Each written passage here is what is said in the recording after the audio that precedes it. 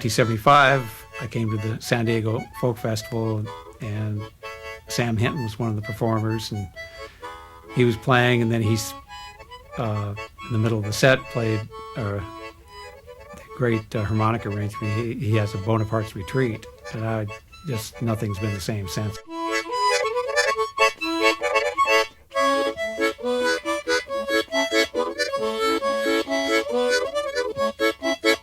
He's like far and away the greatest chord harmonica player, and in my opinion, the greatest solo harmonica diatonic player.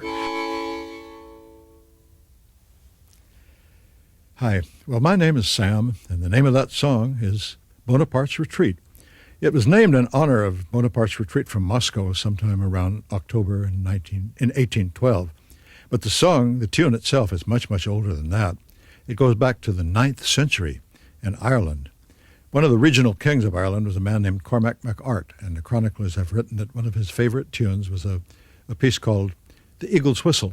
In Gaelic, that's Fiad on your Lara. And that tune has come down almost unchanged all through these years.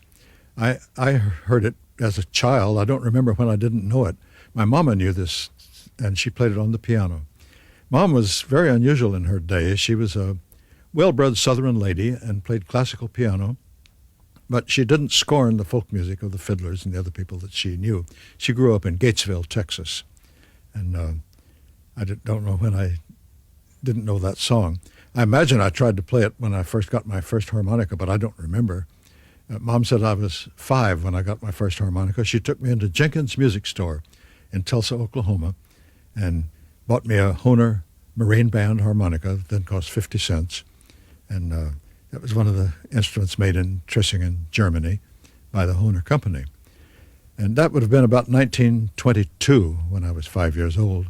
And that was almost exactly 100 years after the first harmonica was patented. A young fellow, 16 years old, named Friedrich Buschmann, who lived in Berlin, Germany, was a clockmaker's apprentice. And he invented an instrument called the Aura, A-U-R-A. And it had 10 holes, and you blew into them to activate reeds and play tunes. Well, he patented this in the year 1821, and it wasn't very long before lots of other instrument makers started improving it. One of them was a Bohemian clockmaker, a fellow named Richter. And Richter figured that since you had these chambers to blow into, you might as well have 2 reeds in each chamber, one activated by blowing and the other by inhaling, what we call a draw note on the harmonica. So that's the way the harmonicas work today. It wasn't until about 1857 that Matthias Hohner came into the picture, and Hohner and his wife and some of his children started a factory manufacturing harmonicas in 1857. I think the first year they made something like 600 harmonicas. But by 30 years later, they were really in business, and they were producing over 1 million a year in their factory.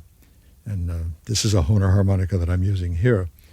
There are 2 basic styles of playing the harmonica that have been developed based upon the way the harmonica is set up.